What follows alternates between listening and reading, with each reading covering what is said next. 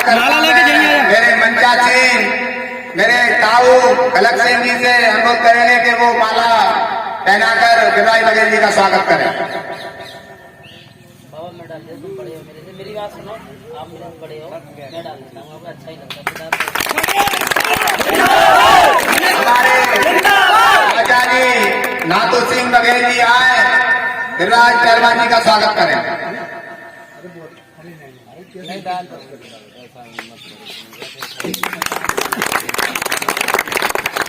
हम कल्याण सिंह चाचा जी से अनुरोध करेंगे कि वो आए, पहलवान जी का स्वागत करें। शंकर सिंह चाचा जी आए, पहलवान जी का स्वागत करें। कैलाश भाई साहब जी आए, पहलवान जी का स्वागत करें।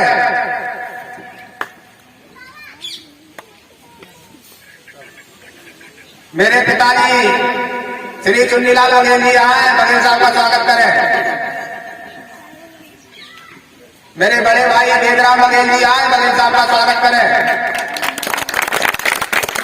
मेरे मौसा जी भगवान सिंह मौसा जी आए, बघेल साहब का स्वागत करें।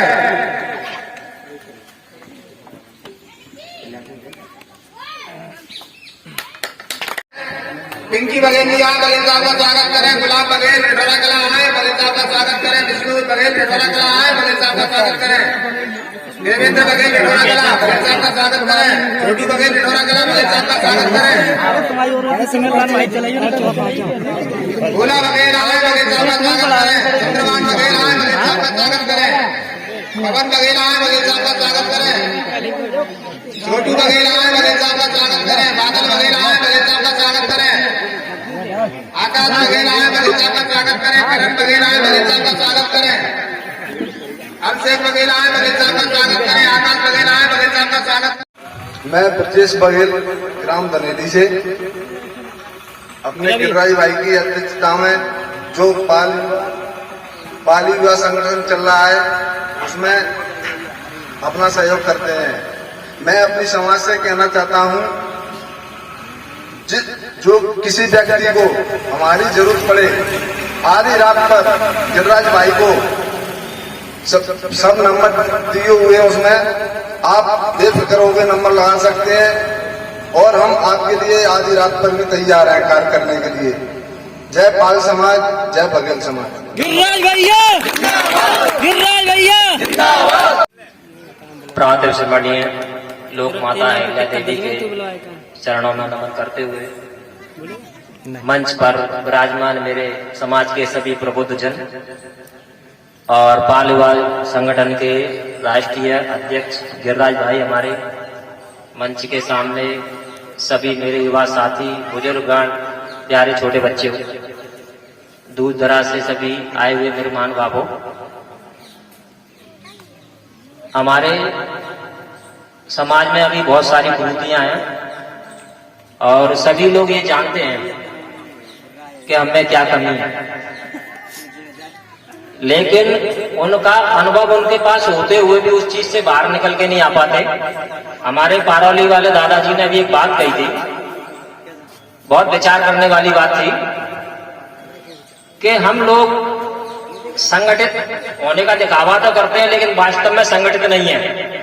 मीटिंगें हम बहुत करते हैं लेकिन उन पर अमल नहीं होता है। यहाँ पर हमारे जितने लोग बैठे हैं, हमारे युवा साथी, उनके अंदर अच्छा जोश है, जुनून है, जज्बात है, लेकिन क्या है, थोड़ी देर सुनेंगे फलाने गांव से फलाना व्यक्ति आया, उसने मंच पे कुछ बोला और बाकी बात निकल दिए। हाँ, आते रहते हैं ऐसे बहुत सारे लोग, हम तो बहुत समझ सुन रहे हैं ऐसी चीजें। इन चीजों से बाहर निकल के हमको आना पड़ेगा, हमको चिंतन करना पड़ेगा मेरे युवा साथियों, कि हमारे बुजुर्गों की तो बीत गई, उन्होंने हमको शिक्षा दीक्षा दे के बड़ा किया और हमको इस समाज को आगे ले जाना है। हमारे समाज के बुजुर्गों का जितना योगदान था उन्होंने अपने स्तर से किया। अब बागडोर सिर्फ हमारे हाथों में है।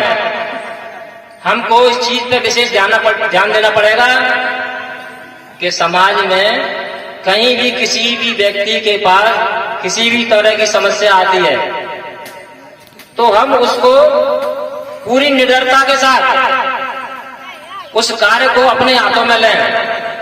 उसी कार किसी भी हमारे भाई का कार है उसको अपना समझ के करें तो हम उस चीज पे अमल कर पाएंगे। और अगर हम ऐसे ही चलते रहे कि फलाने मनोज पे परेशानी है, गिरिराज भाई पे परेशानी है, दिनेश भाई पे परेशानी है, हमारे किसी भी भाई परेशानी है, उसकी व्यवस्था वो देखेगा, ऐसा नहीं है। हमको अन्य समाजों से सीख लेना पड़ेगी। कई जगह आप देखते होंगे कि किसी एक अन्य समुदाय का व्यक्ति उसकी यूनिटी को देखते हैं, अगर किसी से थोड़ी बहुत चैट हो जाती है तो 2 फोन लगाता, 2 फोन 10-25 के आसपास पहुंच जाते हैं तुरंत, और कम से कम है ना 20-25 लोग आगे इकट्ठे हो जाते हैं। ये चीजें आदमी के मनोबल की दशा को दर्शाती हैं। सामने वाला व्यक्ति का नेटवर्क नहीं है, उसकी कमजोरी है, वो अपनी कमजोरी के आधार पर खड़ा रह जाता है, क्योंकि उसके पास संगठन नहीं है, उसके पास संगठन की ताकत नहीं है। अब संगठन की ताकत कहां से आएगी? लगी तो टांग खिंचाइए ना। एक दूसरे को नीचा दिखाने में चल रहे हैं हम, फलाना व्यक्ति हमारा भाई कैसे बढ़ रहा है, गांव गांव घर घर यही व्यवस्था चल रही है। सबसे ज्यादा तकलीफ है भाई भाई को। एक भाई आगे क्यों बढ़ रहा है, आगे कैसे निकल गया, इसके बच्चों ने शिक्षा ऐसी अच्छी ग्रहण क्यों कर ली। कोई विशेष ऐसी बात नहीं है भैया, सभी समाज के बच्चे अच्छे तरीके से पढ़ रहे हैं और अपने समाज के भी पढ़ रहे हैं। सिर्फ उनको एक दिशा देने की जरूरत है और उसको कहीं लेने नहीं जाना है, खुद के अंदर खोजना है। अपने बुजुर्गों का मार्गदर्शन लेके आप आगे बढ़ोगे तो जरूर सफलता मिलेगी। और राजनीति में मैं देखता हूं कि कुछ लोग कांग्रेस में काम करेंगे, कुछ बीएसपी में, कुछ बहुजन बीजेपी में काम करेंगे, लेकिन समाज का मेन उद्देश्य है कि आप किसी भी राजनीतिक पार्टी में काम करिए, सबसे पहले अपने भाई को देखिए। आप सामने किसी को प्रत्यक्ष रूप से मदद नहीं कर सकते तो अंदरूनी सपोर्ट कर सकते हैं। कोई आपको नहीं देख रहा है। हमारा एक भाई अगर सरपंची लड़ रहा है, दूसरे भाई की भी इच्छा है, जो व्यक्ति अपन को उचित लगता है, पढ़ा लिखा है, समझदार है, उस व्यक्ति को आगे लाइए, उसके कंधे से कंधा मिला के चलिए। आप उसकी टांग खिंचाई मत करिए। आप 1 लाख खर्च कर सकते हैं, सामने वाला भी 1 लाख खर्च कर सकता है, दोनों मिला के 2 लाख खर्च करो ना। पैसे की जरूरत है वो एक अलग बात है, लेकिन सबसे बड़ी चीज है वोट, मताधिकार। हम उस अपने मताधिकार का उपयोग अपने मत के हिसाब से, अपने विवेक के हिसाब से करें, ना कि गुलामी के आधार पर। कुछ लोग हमारे कोई वंशानुगत व्यवस्था लेके बैठे हैं कि हमारी तो फलाने आदमी से टाई अप हो गया है, हम उसी को सपोर्ट करेंगे। भैया तेरे को उसने 1 दिन की मदद कर दी होगी, 2 दिन की मदद कर दी होगी, लेकिन जीवन भर वो आपकी मदद नहीं कर पाएगा। कुछ लोग 100, 200, 500 रुपए के लिए उसको अपना आका बना लेते हैं। वो आप पे एहसान नहीं कर रहा है मेरे समाज के भाइयों, आपसे ब्याज ले रहा है, आपसे किसी कोई ना कोई काम ले रहा है आपको, तब वो मदद कर रहा है। व्यर्थ में आज की तारीख में कोई किसी की मदद नहीं करता है, लेकिन समाज की मदद सिर्फ समाज का व्यक्ति ही कर सकता है, उसके अलावा कोई नहीं कर सकता। आपका भाई काम आएगा बुरे वक्त में, आपका भाई, उसके अलावा कोई व्यक्ति नहीं आ सकता। तकलीफ आपको होगी, दर्द भाई को होगा। तो इन चीजों से बाहर निकलना होगा मेरे भाइयों, युवा साथियों। बुजुर्गों की तो भाई गई बात, अब अपन को मजबूत कंधे से कंधा मिला के खड़ा होना पड़ेगा।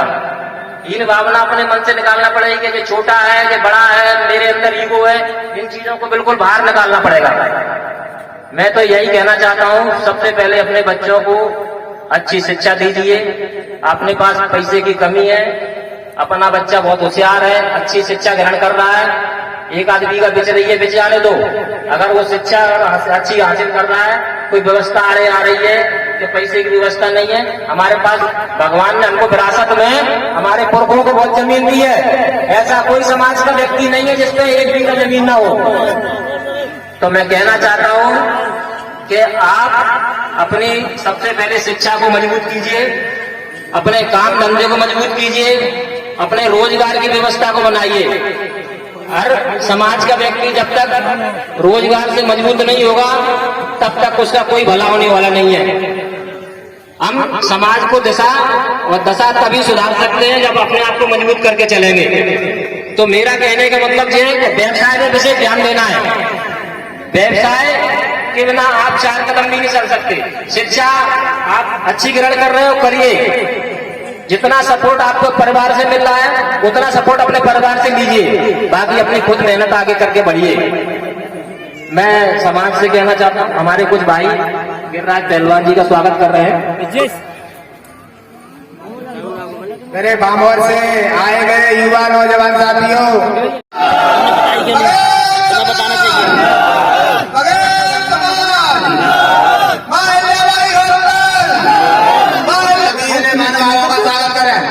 नंबर नहीं जाएगी, कौन सी में नहीं मांगा पूछ लो ना ब्रिजेश से, बता कहाँ है ब्रिजेश भाई साहब पानी मांगा, पासवर्ड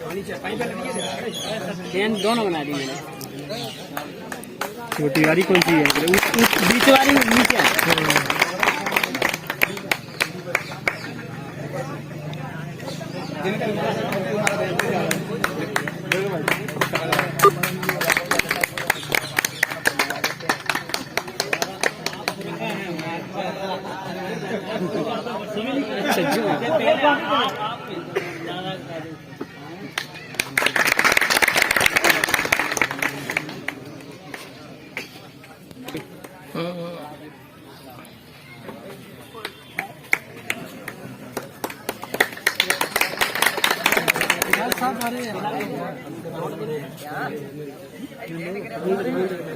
महेंद्र चाचा जी हरिपुरा वाले आए, मंच पर आने का कर्ज करें। सिन्हा में स्वागत वंदन अभिनंदन करती है।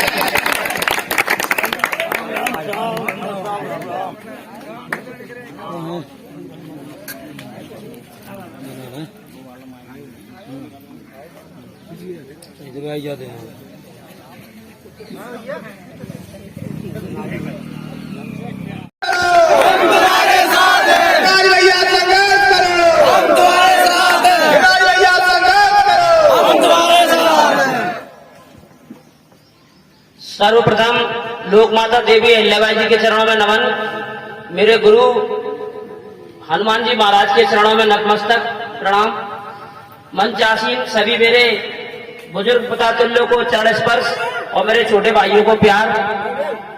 आज जो बामोर से मेरे मित्र टीम लेके आए उनका बहुत बहुत धन्यवाद। डॉक्टर विनोद जी और केलारस से आए हमारे कल्ला पहलवान जी, श्रीनाम सिंह बघेल जी, आदिराम जी, राम सेवक जी, मुन्ना बघेल जी, महावीर फौजी जी, रामवरण जी और गणेश भैया जी, रामशेष भैया जी, जितने भी मेरे समाज के सभी युवा हैं उनका तहे दिल से बहुत बहुत धन्यवाद कि अपना कीमती समय निकाल के समाज को दिया। और सबसे ज्यादा धन्यवाद देना चाहूंगा वर्मा जी को, जो समय निकाल के हमारे समाज को कुछ अभी ज्ञान दे रहे थे।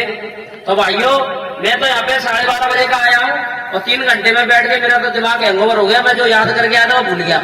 ये सच्चाई है सबसे बड़ी। पहले तो मैं ये बोलना चाहूंगा, जितने भी गणरीय लोग समाज के, गणरीय समाज के व्यक्ति है, वो एक बार अपना हाथ ऊपर को उठा दे।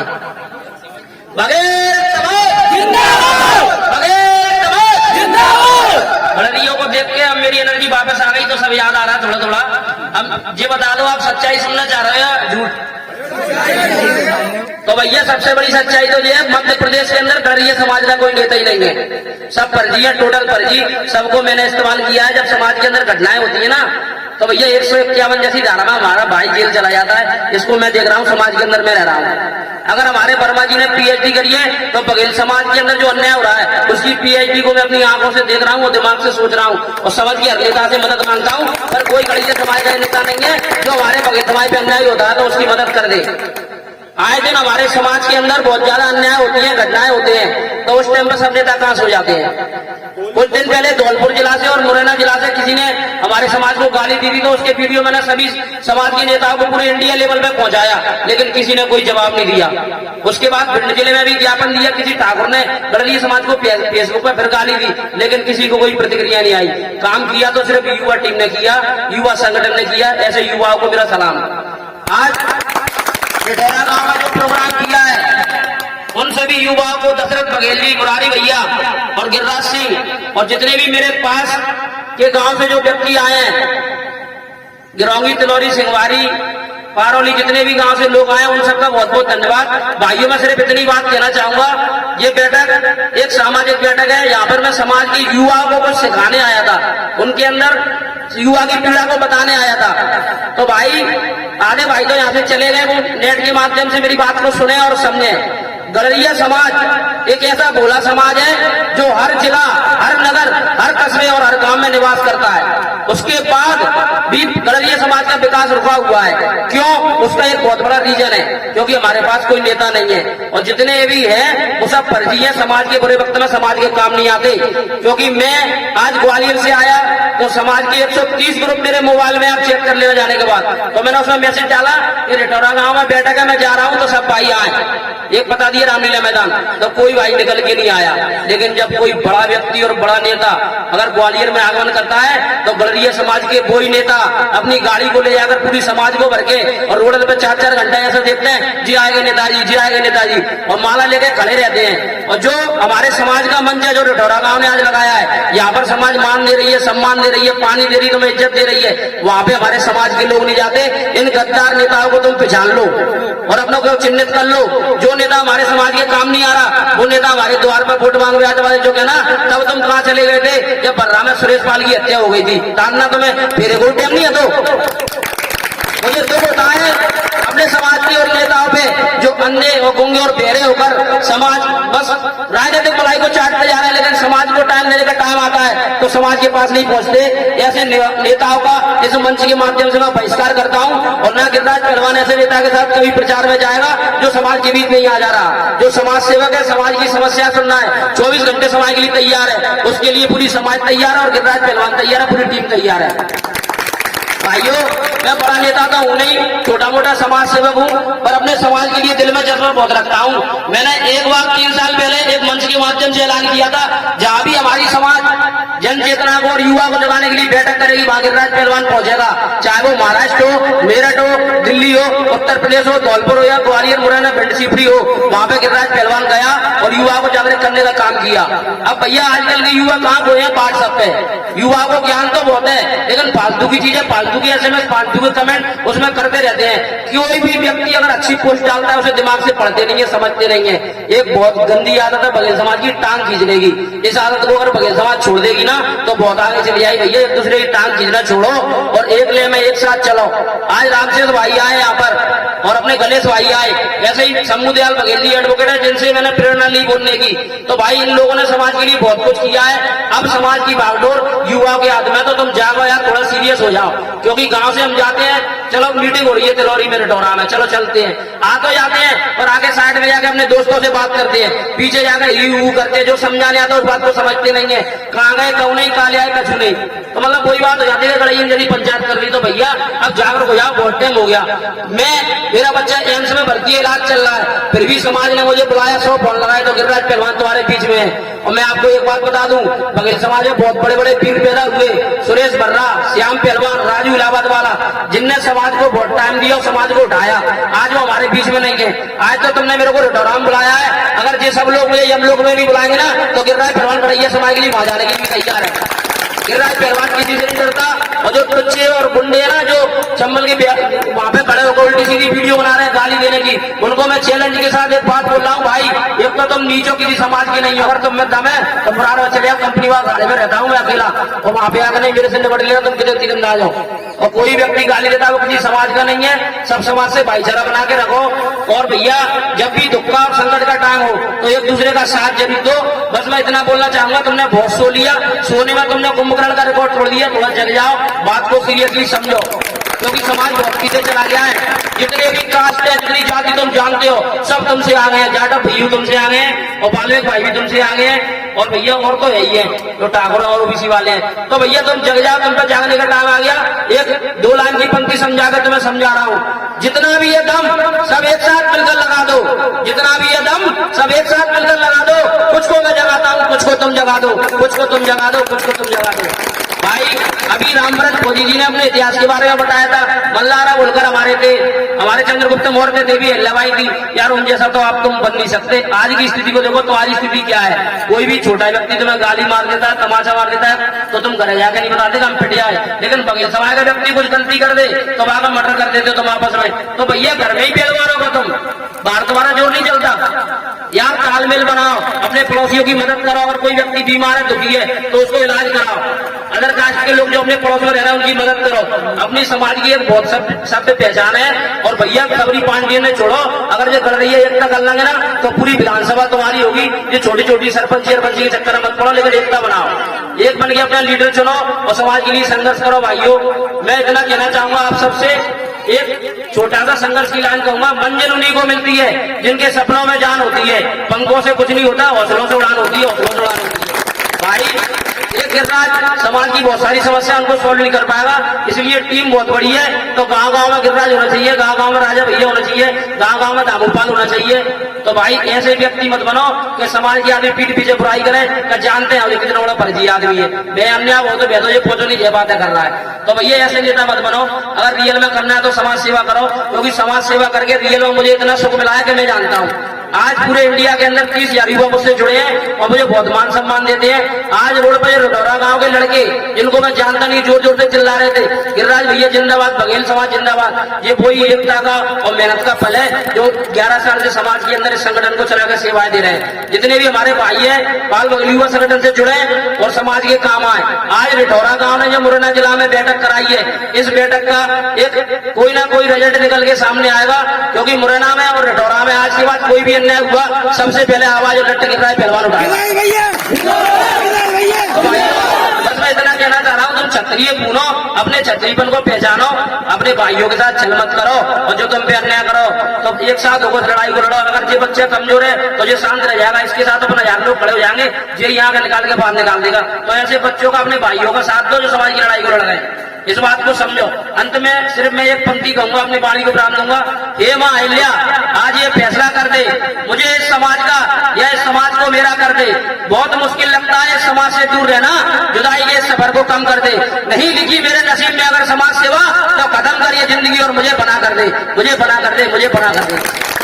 जय मां अहिल्या, भारत माता की जय, जय बघेल समाज। गिरिराज पहलवान, गिरिराज पहलवान।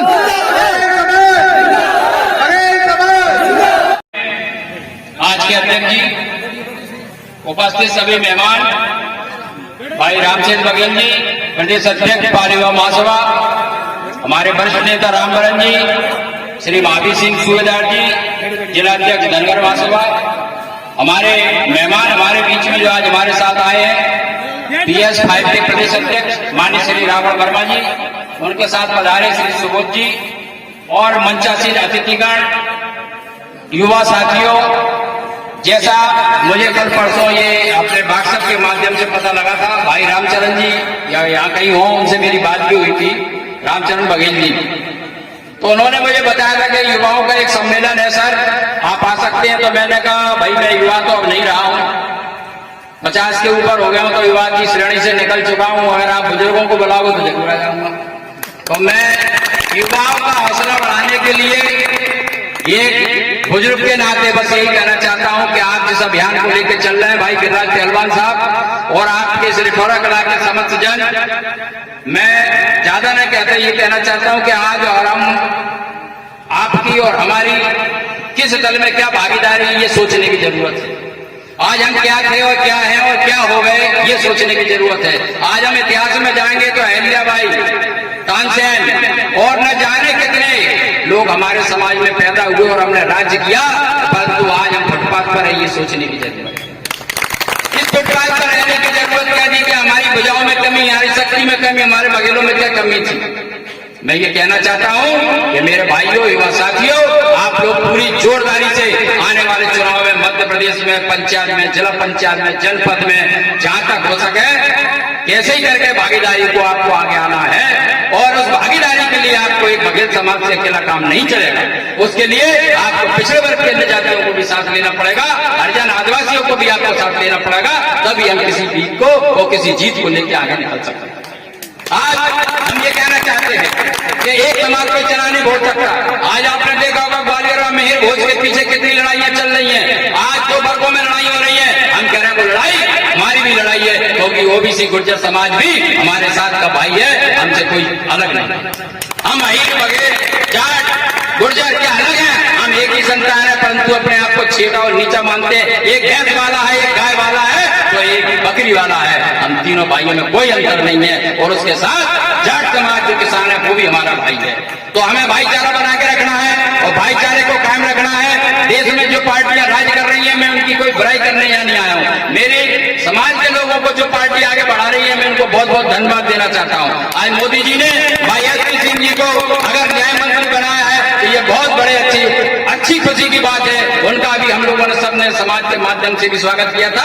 पर तकलीफ एक हुई कि समाज का एक मंच उनके लिए हम नहीं बना पाए। ये हमारे दिल में आज कसक है और इस कसक को हम पूर्ति किसी न किसी दिन जरूर करेंगे। तो मैं यही कहना चाहता हूँ कि हमें और आपको एक साथ चलना है। अभी हमारे साथ में ज्ञान सिंह बघेल की एक घटना हुई। गिरिराज जी मेरे साथ में थे, हम कलेक्ट्रेट में धरना देने गए, ज्ञापन दिया, जगह जगह से दिलवाया। एक आदमी को बिना कसूर के नंगा करके उसकी पत्नी के सामने थाने में मारा गया। बताइए क्या आप सहन कर सकते हो? एक बच्चे को थप्पड़ मार दो तो वो गुस्सा हो जाता है। किसी पत्नी के सामने किसी की पत्नी की बेइज्जती करी हो तो आप सोचिए क्या है कि हम बेइज्जती सहने के लिए बने? तो मेरे भाइयों आगे आओ, कसम उठाओ और संकल्प लो कि अन्याय के खिलाफ हमेशा लड़ते रहेंगे, चाहे कुछ हो जाए, किसी कीमत को हो जाए। हमें और आपको समाज को जगाने का काम करना है। मेरे चाचा जी शंभूलाल बघेल जी का नाम आप लोगों ने सुना होगा। जीवन गुजार दिया समाज के लोग में, मैं भी छोटे से करता आ रहा हूँ और मरते दम तक बघेल समाज का काम करता रहूंगा। ये आपको आज मैं संकल्प देके जा रहा हूँ।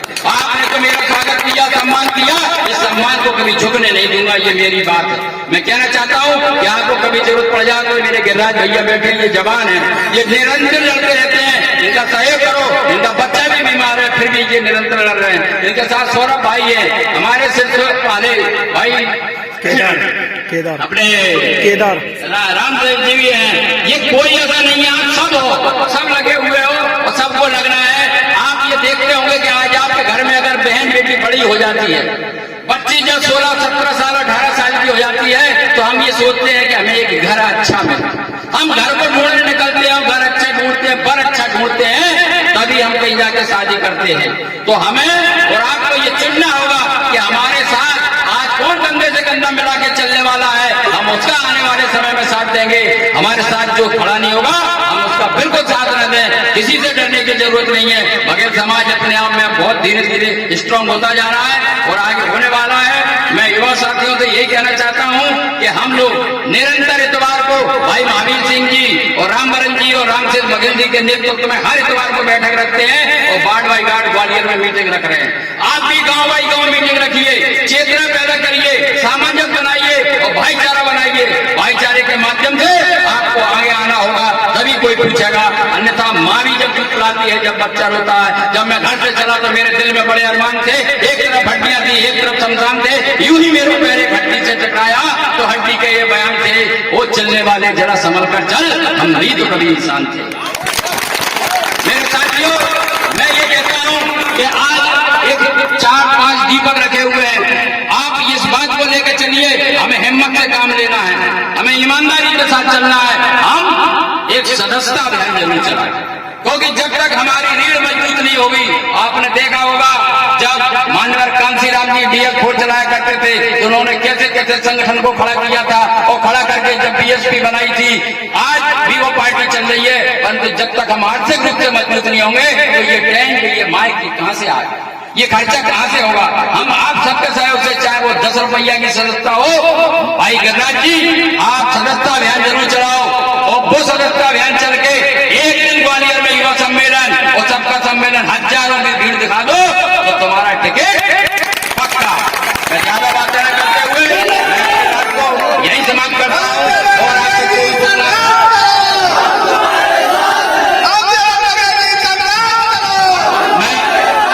इन्हीं सभी बातों के साथ अपनी बात को यहाँ विराम देता हूँ। ज्यादा कुछ नहीं कह सकता हूँ और लोगों को भी बोलना है। फिर आपके बीच कभी आऊंगा, जवाब बुलाएंगे, निरंतर आऊंगा। जय पाल बघेल समाज, जय हिंद। गणेश भाई साहब ने अभी जो युवा जोश भरने का काम किया है, उन्होंने घाघर में सागर भर दिया। अपनी बात कम शब्दों में ही पूरी बात की। ऐसे मेरे बड़े भाई, उनके सीने में हमेशा एक ही आग जलती रहती है, जिनमें मेरे को 2-3 बार लगातार समाज के चिंतन के विषय में हमेशा मेरे को प्रेरित करते रहते हैं। ऐसे बड़े भाई आदरणीय गणेश भैया के लिए आप लोग जोरदार तालियों से स्वागत करें।